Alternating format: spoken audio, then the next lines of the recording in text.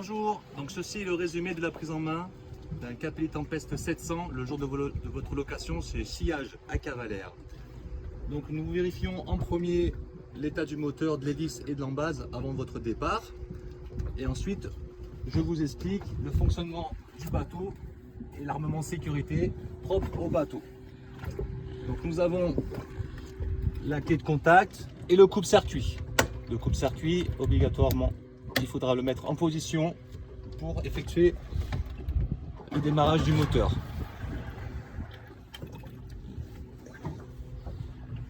Nous avons ici un GPS avec la sonde, la température de l'eau et votre cap GPS ainsi que votre vitesse en nœud. Sur la droite, nous avons les indications moteur et le plein d'essence qui vont s'afficher juste ici. La pile bleue indique que vous avez le plein quand vous partez en journée de location. Il y a aussi l'indication de votre vitesse en nœud et ainsi l'indicateur de trim de votre moteur. À l'avant, nous avons tout l'armement de sécurité qui se trouve sous la plage avant. Donc nous avons dans la plage avant un coussin pour faire une rallonge du bain de soleil à l'avant, une bouée d'homme à la mer, une bouée couronne, ainsi que deux sacs de sécurité. Dans un premier sac bleu, nous avons les gilets de sauvetage, les fusils de détresse, les cornes de brume, la bouée de marquage et l'armement de sécurité. Dans le sac rouge également des gilets de sauvetage ainsi que le boot de remorquage, ainsi qu'un gonfleur, une gaffe et des boots.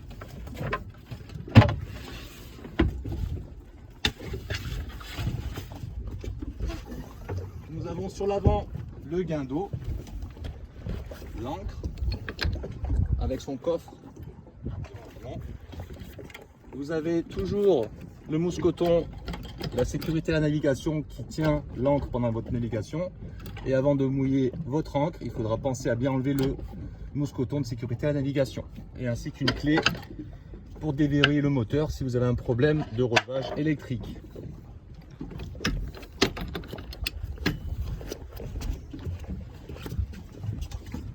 Sur tous nos 700 Capelli Tempest, nous avons un guindeau électrique. Vous avez un interrupteur pour monter ou descendre l'ancre.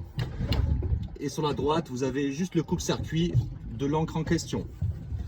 Sur le tableau de bord, vous avez des ports USB pour brancher une glacière ou vos téléphones portables. Et l'interrupteur pour activer la douche qui se trouve à l'arrière, près de l'échelle, quand vous remontez de l'eau. Bien vérifier que ça fonctionne. L'échelle télescopique. Vous avez une table escamotable avec une équerre pour la maintenir qui fait office de table de pique-nique.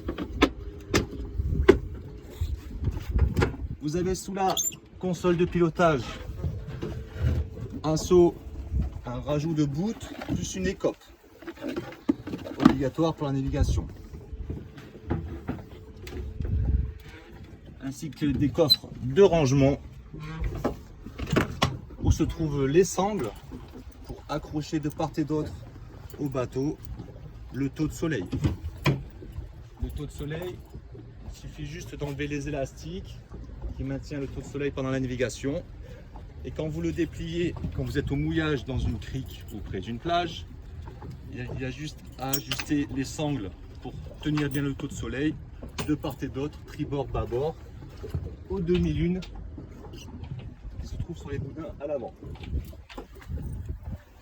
Pour démarrer le moteur sur chaque bateau, bien vérifier que vous êtes au point mort. Si vous êtes en prise avant ou en prise arrière, le bateau ne démarrera pas. Donc là, j'ai bien fait attention d'être au point mort. Pour démarrer le moteur, un coup de clé sur la droite et votre moteur démarre. Si pendant votre navigation, vous décidez d'aller sur une crique et mouiller l'ancre, pour activer l'ancre, le guindeau, c'est ce bouton-là, et à droite, vous avez un switch pour désactiver, un coupe-circuit pour désactiver l'ancre, tout simplement. Si ça ne fonctionne pas, c'est que le coupe-circuit est en fonction.